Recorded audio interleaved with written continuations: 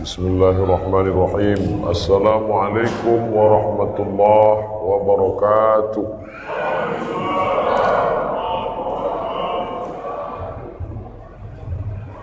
Alhamdulillahi rabbil alamin. Allahumma salli ala sayyidina Muhammad wa ala ali sayyidina Muhammad. Yang sama-sama kita hormati Bapak RW, Bapak RT, tokoh masyarakat, alim ulama, cerik pandai, hadirin hadirat, yang besar tak dihimbau gelar, yang kecil tak disebut nama. InsyaAllah kita semua hamba-hamba dimuliakan Allah subhanahu wa ta'ala. Amin ya rabbal alamin. Sebelum Nabi Muhammad sallallahu alaihi wasallam lahir tahun 571, orang Arab sudah sampai ke Pulau Sumatera. Begitu kata Sayyid Najib Al-Attas, ulama keturunan Yaman yang lahir di Bogor tapi menjadi guru besar di ISTEC, IIU, International Islamic University. Jadi orang-orang Arab itu sudah sampai ke Pulau Sumatera. Apa yang mereka cari? Mereka mencari kamper. Kamper itu tanaman yang hanya ada di Pulau Sumatera untuk mengawetkan mayat. Kita menyebutnya kapur, mereka menyebutnya kamper. Itu hanya tumbuh di Barus, Tapanuli Tengah. Dari Sibolga lebih kurang 60 atau 70 kilometer. Sekarang dia jadi kampung yang tertinggal. Tapi batu-batu nisan ditemukan di sana. Salah satu batu nisan yang ditemukan tertulis nama Fatimah, abad kedua Hijrah. Itu belakangan ditemukan. Maka Hamka seminar di Medan, Sumatera Utara tahun 60-an mengambil kesimpulan bahwa orang Belanda yang mengatakan Islam sampai di Sumatera abad ke-7 bohong. Dia katakan Islam sampai ke Indonesia abad ke-7, dia mau mengatakan Islam datang belakangan. Yang betul adalah orang Arab sudah sampai ke Sumatera sebelum Nabi lahir. Hanya saja penyebaran agama belumlah pesat. Setelah Nabi SAW lahir, jaraknya jauh luar biasa. Waktu itu kapal mesin belum ada. Dengan kapal tongkang kayu dan perahu layar, orang menempuh perjalanan 3 bulan baru sampai ke Pulau Sumatera dari Arab sana. Maka sulit untuk mencapai negeri yang paling jauh ini. Tapi bahwa mereka sudah sampai, ya, batu nisan itu tak dapat dibohongi. Tertulis dengan huruf Arab, prasasti pakai bahasa Arab, menunjukkan orang Arab sudah sampai ke Pulau Sumatera. Lalu kemudian ditambah lagi dengan kesaksian seorang explorer dari Maroko bernama Ibnu Battuta. Kalau anak-anak kita diajarkan katanya yang keliling dunia ini Christopher Columbus yang menemukan benua Amerika. Sesungguhnya orang Islam sudah keliling dunia. Di antaranya adalah Ibnu Battuta, dan dia sebelum keliling dunia umrah dulu ke Makkah. Dari Maroko dia naik kapal laut ke Makkah, tawaf, sa'i, tahallul, baru dia pergi. Kenapa? Belakangan baru diketahui ternyata pusat dunia ini adalah Makkah. Maka dia pergi dulu ke pusatnya. Setelah itu baru dia melanjutkan perjalanan ke India, ke Cina, sampailah ke dia ke sebuah pulau. Ditulis dalam buku biografi, dalam buku perjalanannya berjudul Rihlah Ibnu Battuta, perjalanan Ibnu Battuta. Saya sampai ke sebuah negeri, rajanya memakai jubah, ulamanya memakai jubah, mereka menunggang gajah, Saya dijamu dengan makanan-makanan yang mewah. Negeri itu bernama Sumatera. Ditulisnya, sebutnya. Negeri itu bernama Pulau Sumatera. Pulau Sumatera panjang. Lampung, Bengkulu, Palembang, Jambi, Sumatera Tengah, Riau, Sumatera Barat, Sumatera Utara. Pucuknya di atas adalah Nanggro Aceh Darussalam. Yang dimaksud oleh Ibnu Battutah itu adalah kerajaan Sabah Pasai. Kerajaan Islam tertua. Ibnu Battutah dari Maroko sudah sampai ke Pulau Sumatera, melihat langsung dengan matanya. Dia lapor dalam bentuk tulisan. Sampai hari ini saya membaca buku itu ketika kuliah di Maroko. Ada di perpustakaan Darul Hadis, 2 jilid, 2 kali tebal Al-Quran, tak menyamakan. Saya tengok, saya baca perlahan-lahan. Perjalanan Ibnu Battutah sudah sampai ke Pulau Sumatera, melihat raja-rajanya, raja Islam dengan jubahnya. Jadi kalau hari ini ada orang anti jubah, kamu kalau mau pakai jubah, pergi balik ke Arab. Ini orang tidak paham sejarah Islam. Jangan pakai sorban, jangan pakai jubah. Kita ini Islam Nusantara. Orang tak belajar sejarah Islam. Yang salah siapa? Yang salah umat Islam, kenapa tidak membaca sejarah.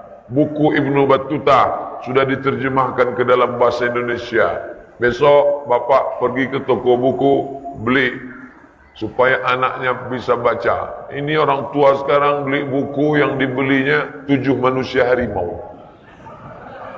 Tak mendidik. Mitos. Panjang komik di rumah. Apa judulnya? Koping Ho. Fiksi, hayalan, bohong. Yang pandai nulis skenario, tulis bagaimana perjalanan Ibnu Battutah dari Maroko sampai ke Aceh. Ketika Aceh Islam hebat, saat itu kerajaan Melayu belum lagi muncul. Kerajaan Melayu Siak Sri Indrapura baru muncul awal abad ke-18, ujung abad ke-17. 1720-an sekian barulah muncul kerajaan Melayu Siak Sri Indrapura. Batam tunduknya ke mana? Batam tunduk kerajaan Melayu Riau Lingga pada tahun 1824. Mudah mengingatnya. Kerajaan Turki Utsmani jatuh 1924, kerajaan Riau Lingga 1824. 1824, 1924. 100 tahun sebelum Turki Utsmani runtuh, kerajaan Riau Lingga tegak berdiri. Kerajaan Melayu Islam berdasarkan Islam. Kerajaan Aceh berdasarkan Islam. Nun di Kalimantan ada satu kerajaan namanya Kerajaan Banjar. Di sana ada ulama besar namanya Muhammad Arsyad Al-Banjari. Al-Banjari menunjukkan dia orang Banjar. Nun di Sulawesi ada ulama besar namanya Syekh Yusuf Al-Makassari Tajul Khalwati. Al-Makassari menunjukkan dia orang Makassar. Al-Makassari orang Makassar. Al-Banjari orang Banjar. Al-Batami orang Batam. Apa artinya? Tadi saya terpancing menceritakan ini karena Pak pengurus masjid menyampaikan sekarang orang kalau sudah Islam anti NKRI. Kenapa dibenturkan antara Islam dengan NKRI? Sejak Islam kita panjang. Kita baru memakai nama Republik Indonesia sejak 1945.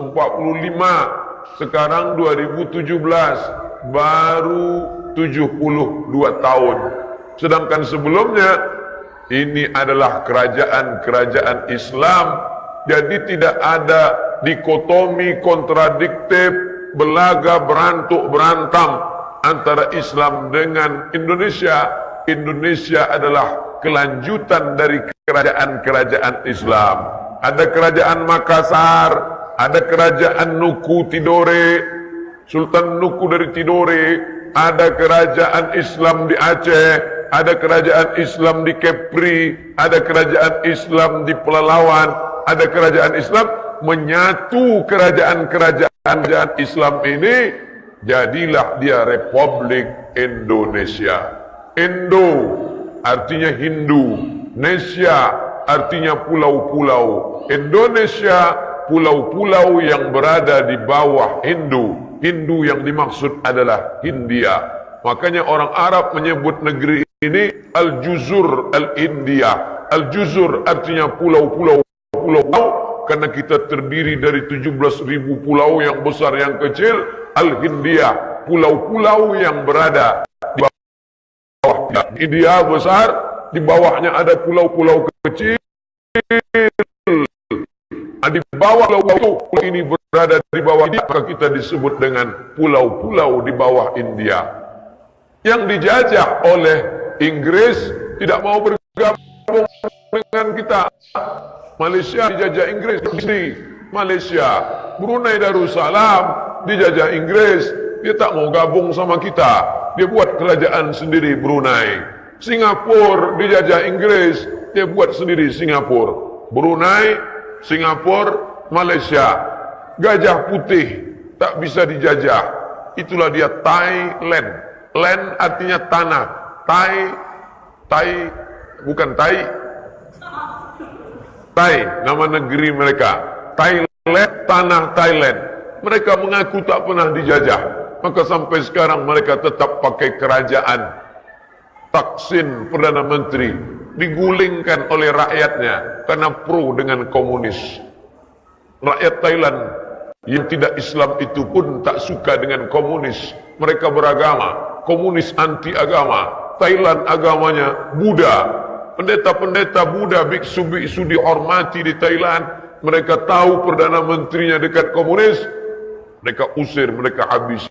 Tidak ada yang dapat mengusir komunis kecuali gerakan massa besar-besaran. Kita perlu belajar dengan Thailand kalau mau mengalahkan ini. Dan kita memang sudah lama pakai Thailand. Contohnya apa? Thailand itu orang Melayu dulu menyebutnya Siam. Sekarang kita selalu pakai Siam.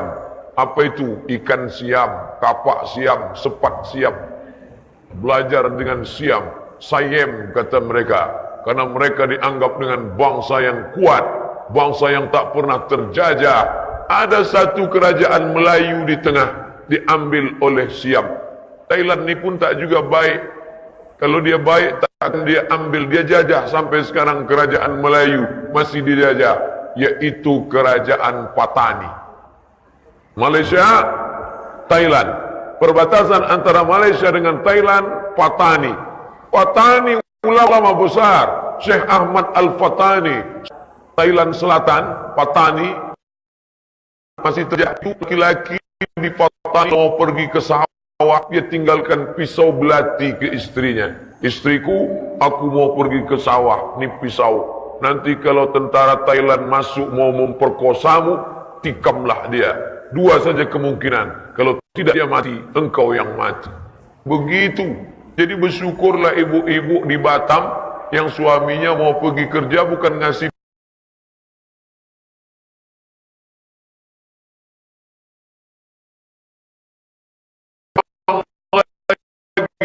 dijajah.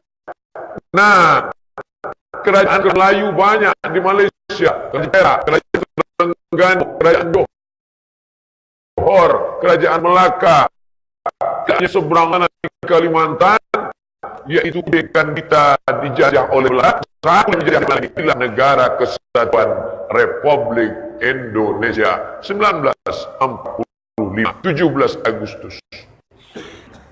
Apa dasar negaranya? Aceh Islam, turun ke bawah Sumatera Utara, 4 kerajaan Melayu, semuanya Islam. Kerajaan Langkat, Kerajaan Serdang, Kerajaan Melayu Delhi, Kerajaan Melayu Asahan. Turun ke bawah, 4 lagi kerajaan Melayu, Islam semua.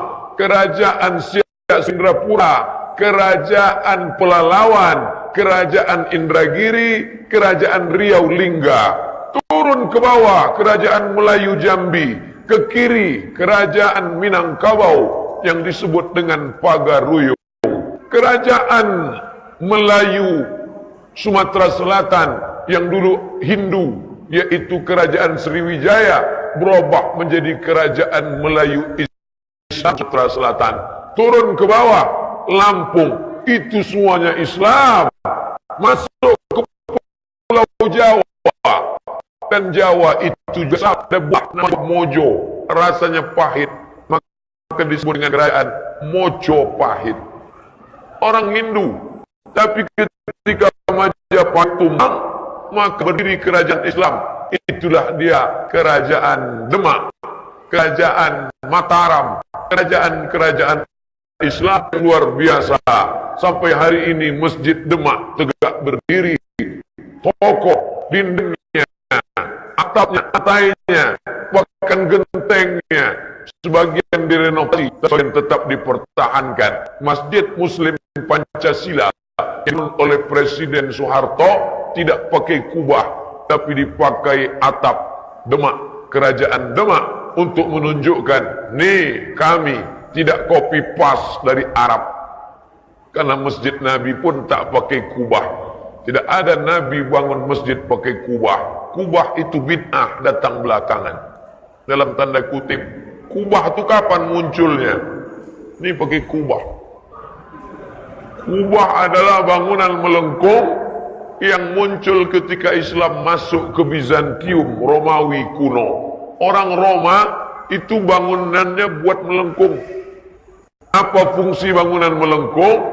Supaya kalau dia melengkung tak ada tiang di tengah. Kenapa tak ada tiang di tengah? Karena ada melengkung di atas. Bagus melengkung ini. Dengan tak ada tiang di tengah, maka sop tak putus. Kenapa ada tiang? Karena tak ada kubah. Kalau mau menghilangkan tiang, buat kubah di atas. Islam itu bukan agama yang ekstrim. Kubah dari mana datangnya? Dari Romawi. Romawi kafir. Jangan pakai kubah. Boleh. Selama dia tidak terkait dengan ibadah, tak masalah. Ini orang kafir punya nih. Ini pun punya orang kafir. Nih, orang kafir punya. Yang punya ini bapak orang Islam. Yang mencetak nih orang kafir. Himax nih, orang kafir. Islam tidak ekstrim. Alat, pakailah, tak masalah. Tapi ketika dia sudah masuk ke dalam ibadah, baru dia haram. Karpet dari mana? Made in China. Keluarga Ahok yang buat ini. Tak masalah. Karena dia alat sebagai alas. Tapi kalau dia mengatur APBD kita, dia yang mengambilkan aturan untuk masjid, nih, untuk musola, nih, untuk sekolah, nih. Dia tak boleh ngatur agama kita. Masalah dia jadi bupati di Papua, silakan. Masalah dia mau jadi gubernur di Nusa Tenggara Timur, enggak apa-apa. Tapi ketika dia mengatur orang Islam, tak boleh. Ini yang mesti dijelaskan. Jangan sampai umat Islam terpicu, dikonfrontir, dilaga. Sejarah Islam membuktikan bahwa kita adalah kerajaan-kerajaan Islam yang berdiri sendiri. Tapi raja-raja itu baik. Mereka cinta NKRI. Orang Aceh itu baik luar biasa. Dikumpulkan gelang, rantai, anting, emas-emas orang Aceh untuk membeli pesawat Seulawah menembak Belanda itu. Dibeli dari mana itu? Dari Aceh. Orang Aceh menyumbang luar biasa. Emas-emas orang Aceh itu yang ada di atas Monas itu. Orang Aceh cerita ke saya. Tuh Somad, ya di atas Monas tuh. Emas siapa tuh? Emas nenek moyang kami itu, kata orang Aceh. Tapi kami cinta dengan NKRI sampai hari ini. Jadi sebetulnya yang tidak cinta pada NKRI itu siapa? Siapa yang merdeka di timur sana? Timur Leste itu Islam apa non-Muslim? Tak nyambung, betul lah payah cerita. Timur Leste pun tak tahu. tempat suaminya Krisdayanti. Oh, kalau itu saya tahu Pak Ustaz. Timor Leste itu tak Islam. Mereka lah yang mau merdeka. RMS yang tiap hari mengibarkan bendera RMS, bukan Islam itu, kafir. Mereka itulah yang tak cinta NKRI. Jadi kalau dikatakan Habib tak cinta NKRI, ulama tak cinta NKRI, kita lah yang paling cinta NKRI ini. Siapa yang mau rongrong NKRI? Papua tak Islam. Tak tahu mereka rukun solat. Jangankan sarung. Sampai hari ini mereka asik pakai koteka aja semua. Koteka itu labu sayur, dijemur kering untuk sarung paralon. Nah, itu yang mereka pakai sampai sekarang.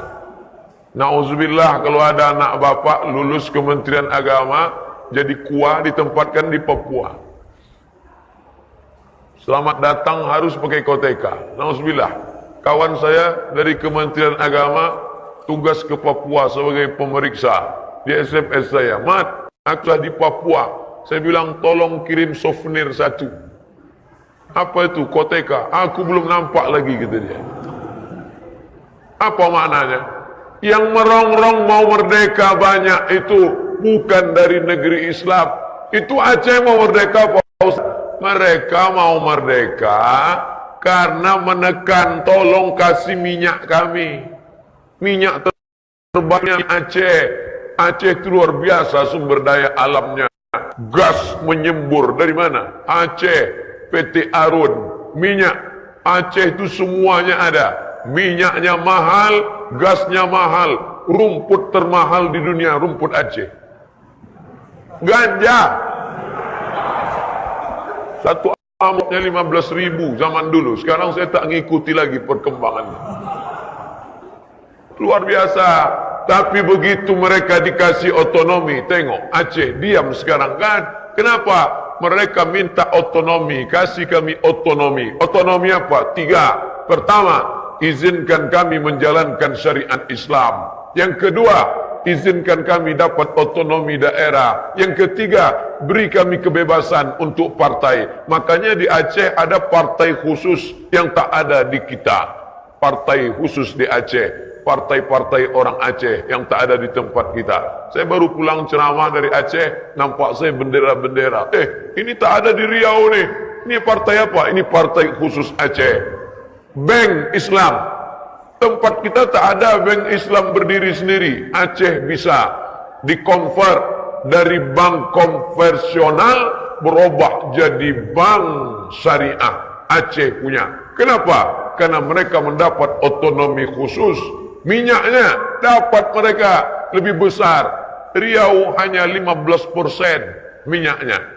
85 tarik ke pusat. Tapi Aceh bisa dapat lebih banyak. Makanya mereka lebih makmur. Jadi ketika dikatakan kita anti NKRI, tidak. Orang Islamlah yang paling cinta dengan negara kesatuan Republik Indonesia. Nah, jangan mau termakan isu-isu ini. Orang Islam harus ngerti sejarah. Anak-anak umat Islam harus baca sejarah bangsanya. Halakam ru'un, celaka. Siapa itu orang yang celaka? Lam ya'rif qadrahu. Orang yang tidak tahu sejarah bangsanya, sejarah dirinya. Kamu orang mana? Saya orang Batam, Pak. Nenek moyang kamu? Tak tahu saya. Tiba-tiba turun aja dari planet Mars langsung ke Batam. Saya orang Jawa, Pak. Jawanya di mana sampean? Dari Yogyakarta. Kamu orang mana? Saya orang Bugis, Pak. Dari mana? Dari Sulawesi. Kamu dari mana? Saya orang Banjar. Dari mana? Dari Kalimantan. Tapi setelah sampai di sini, membangun negeri ini dengan apa? Dengan pendidikan berkualitas, dengan ibadah makmurkan subuh berjamaah. Kalau sudah subuhnya berjamaah, insya Allah maghribnya, isyaknya. Tapi kita tetap tidak tinggalkan sejarah bangsa kita. Orang Islam itu adalah orang yang tidak mau ditindas. Itu orang Islam. Islam paling pantang ditindas. Makanya mengamuk Tengku Umar di Aceh. Kenapa? Dia tidak mau ditindas. Aceh itu luar biasa. Yang melawan Belanda itu bukan cuma Tengku Umar laki-laki, Cik Ditiro laki-laki, tapi juga perempuan. Siapa perempuan dari Aceh yang melawan Belanda? Cut Nyak Din. Difilmkan dulu. Zaman saya kecil film Cut Nyak Din. Pemerannya Christina Hakim. Ternyata belakangan baru saya tahu. Dulu di dinding SD saya dibuat gambar Cut Nyak Din. Cut Nyak Din di dinding SD saya dulu tak pakai jilbab. Rupanya Cut Nyak Din itu pakai jilbab, pakai mukena Cut Nyak Din. Siapa yang membuka jilbabnya? Allah. Ada tangan-tangan nak.